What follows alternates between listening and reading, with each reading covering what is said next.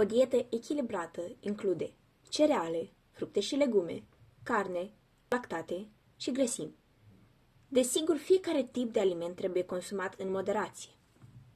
Cerealele integrale, precum făina integrală, pâinea integrală sau pastele integrale, sunt o sursă bogată de vitamine, minerale și fitochimicale esențiale.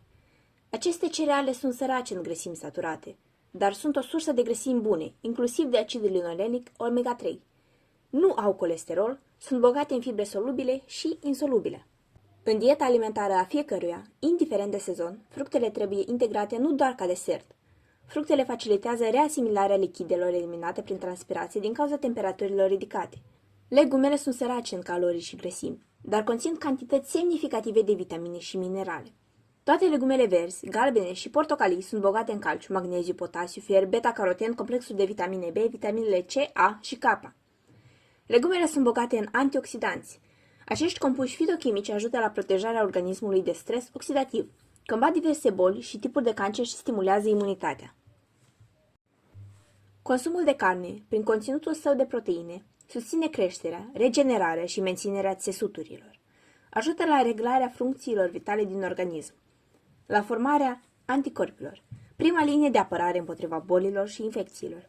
O bucată simplă de carne este întotdeauna mai bună decât varianta procesată din mezelurile care conțin cantități imense de conservați. Laptele este un aliment constructor, care, îndeosebi prin proteinele sale și prin complexul fosfocalcic, răspunde nevoilor copilului și adolescentului, favorizând dezvoltarea, creșterea, osificarea, dentiția, etc. Este și un aliment economic, proteinele sale cu mare valoare biologică fiind mai ieftine decât cele din carne. Pentru a ilustra valoarea laptelui ca aliment, putem aminti că un litru de lapte sau 90 de grame de brânză conțin tot atâtea proteine cât 100 de grame de carne sau 2 ouă. La aceste avantaje se adaugă și digestibilitate deosebită a factorilor săi nutritivi. Grăsimile sunt macronutrienți necesari pentru buna funcționare a organismului, așa că trebuie să facă parte din dieta obișnuită.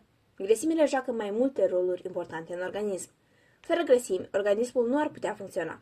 Grăsimile reprezintă o sursă foarte concentrată de energie, protejează organele vitale, ajută la menținerea temperaturii adecvate a corpului, asigură aportul necesar de vitamina A, D, E și K, mențin sistemul imunitar puternic datorită conținutului mare de acizi grași esențiali și participă la procesele cognitive de la nivelul creierului.